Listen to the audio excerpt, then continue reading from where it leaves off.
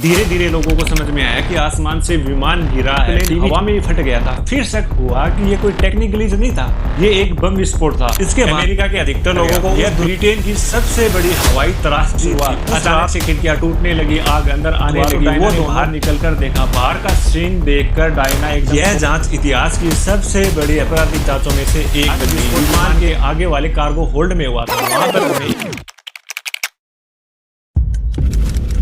कुछ ही सेकंड में यहाँ एक बम एक्सप्लोड होने वाला है। विमान में मौजूद सभी लोग मारे जाएंगे, जमीन पर भी मौजूद कई लोग अपनी जान गंवा देंगे। आसमान से गिरता हुआ मलबा स्कॉटलैंड के एक छोटे से शहर लोकरबी को तबाह कर देगा। आने वाले कुछ महीनों में हजारों लोग क्लू ढूंढने के लिए इस इलाके की छानबीन करेंगे, police official, soldiers and volunteers, और यह खोज बन जाएगी इतिहास में सबसे बड़ा crime scene. But it is not a accident, it is a terrorist attack जिसने जन्म दिया दुनिया के सबसे बिगेस्ट एंड सबसे हार्डेस्ट इन्वेस्टिगेशन में से एक को। यह मामला कई देशों तक फैलेगा और लगभग 40 साल बाद भी सुलझ नहीं पाएगा। ये कहानी है दुनिया के सबसे घातक विमान हादसों में से एक की।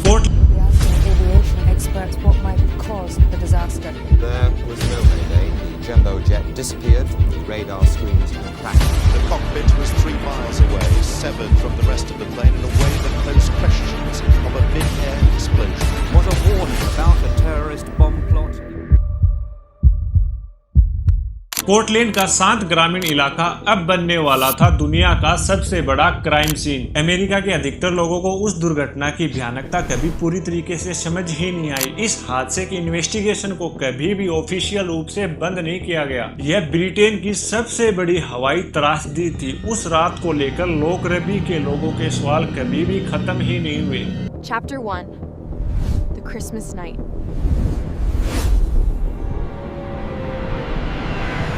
क्रिसमस के कुछ दिन पहले स्कॉटलैंड का एक छोटा सा शहर लोकरबी बिल्कुल शांत था। शाम करीब 7 बजे साना ब्लैकहार्नेस अपनी बहन और भांजी को लेकर अपनी दोस्त डायना के घर पहुंचती है। वो क्रिसमस के गिफ्ट लेकर गए थे। अचानक से उसकी दोस्त डायना का घर हिलने लगा। उन दोनों ने सोचा शायद कोई ट्रेन गुजर रही है, बट यह थी दुनिया के सबसे बड़े विमान हादसे की शुरुआत। अचानक से खिड़कियां टूटने लगी, आग अंदर आने लगी। वो दोनों बच्चों को लेकर किसी कोने में छुप गई। जब सब कुछ शांत हुआ तो डायना ने बाहर निकल कर देखा। बाहर का सीन देखकर डायना एकदम शॉकिंग रह गई। चारों तरफ विमान के टुकड़े, पासपोर्ट, सूटकेस और सिर्फ लोगों की लाशें। एक लड़की की बॉडी डायना के सामने थी। उसके चेहरे पे सिर्फ एक निशान था। इस दुर्घटना में उस लड़की के कपड़े तक खराब नहीं हुए थे। धीरे धीरे लोगों को समझ में आया कि आसमान से विमान गिरा है। टीवी चैनलों पर तस्वीरें दिखाई जाने लगी। देखने वालों ने बताया कि आसमान में एक विशाल आग का गोला दिखाई दिया, जैसे कोई न्यूक्लियर ब्लास्ट हुआ हो। दूसरे दिन तबाही की असली तस्वीरें सामने आई और पूरा इलाका बर्बाद हो चुका था। जिस जगह पर प्लेन के मेन हिस्सा व पंख गिरे थे, वहां पर 50 मीटर लंबा और 10 मीटर गहरा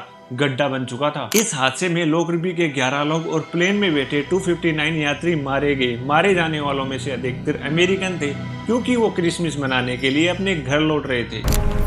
Chapter 2. Accident or Conspiracy.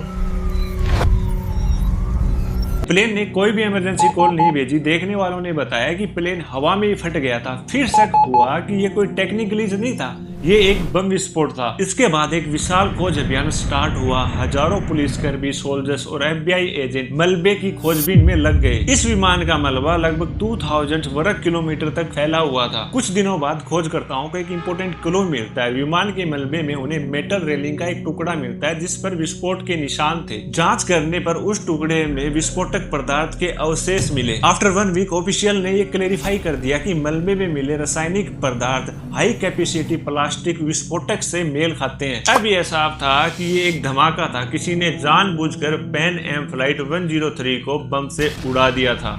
Chapter 3. The Investigation. After the crash, the search for truth had only just begun.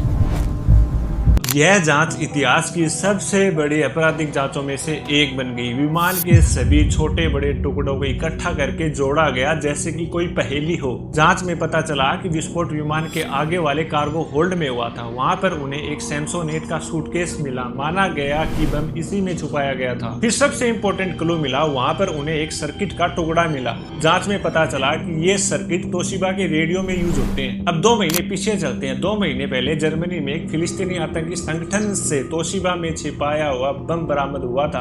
फिर शक और ज्यादा गहरा हो गया। Chapter 4. What happened in the plane? What really happened inside that aircraft during the final moments before disaster? Pan Am flight 103 London से New York जा रही थी। शाम के करीबन 7 बजे वो स्टॉकलैंड के ऊपर पहुंचती है और 7:02 पर सूटकेस में छिपे हुए टाइमर का टाइम स्टार्ट हो जाता है और 7:02 पर बम फट जाता है। इस विस्फोट ने विमान के नीचे वाले हिस्से में छेद गया और कुछ ही सेकंड में दबाव इतना बढ़ गया कि विमान टुकड़ों में टूटने लगा। नाक वाला हिस्सा, इंजन टूटने लगे और विमान हवा में ही बिखर गया। 300 टन से ज्यादा मलबा लोकबरी व आसपास के इलाकों में गिरा। इस विस्फोट में 270 लोगों की जाने गई। Chapter 5. Who attacked?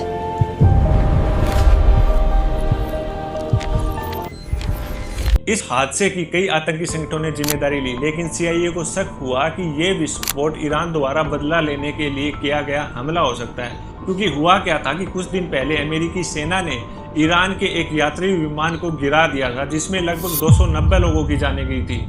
लेकिन बाद में जांच का रुख लीबिया की ओर मुड़ गया। माल्टा के एक कपड़ों की दुकान के मालिक टोनी गोची ने बताया कि कुछ दिन पहले एक संदिग्ध आदमी ने ऐसे कुछ कपड़े खरीदे थे और वही कपड़े बम वाले सूटकेस से बरामद हुए। फिर जांचकर्ताओं को सर्किट बोर्ड का एक और टुकड़ा मिला जो कि टाइमर का हिस्सा था और ऐसे टाइमर स्विट्जरलैंड की कंपनी मेबो बनाती थी, जिसने लीबिया को ये टाइमर बेचे थे। बाद में धीरे धीरे जाँच अब्दुल बासित एल मैग्राही नामक लीबिया के खुफिया अधिकारी तक पहुंची। Chapter 6. The Case.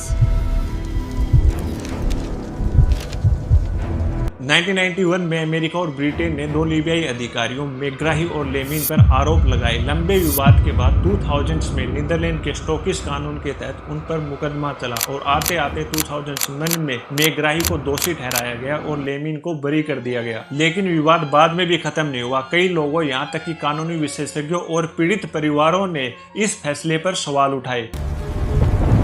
Chapter 7. What happened in the last moments? आते आते 2003 में लीबिया ने आधिकारिक तौर पर इस हमले की जिम्मेदारी ली और पीड़ित परिवार को $2.7 अरब का मुआवजा दिया। 2009 में कैंसर के कारण मैग्राही को रिहा कर दिया गया। वह लीबिया लौटा, वहां पर उसका स्वागत एक हीरो की तरह हुआ। फिर 2012 में उसकी मौत हो गई। लेकिन 2017 में एक और लीबियाई अधिकारी अब्बू अगिला पर आरोप लगाए गए कि उसने बम बनाया था। यह मामला आज तक पूरी तरीके से सोल्व नहीं हुआ है। करीब 40 साल बाद भी लोकरबी के बम धमाके के सवाल पूरी दुनिया को परेशान कर रहे हैं। क्या कभी ये मामला सोल्व हो पाएगा? आप हमें बता सकते हैं कमेंट सेक्शन में। साथ ही आप एक काम और कर सकते हैं, नीचे दिए गए सब्सक्राइब बटन को दबाने।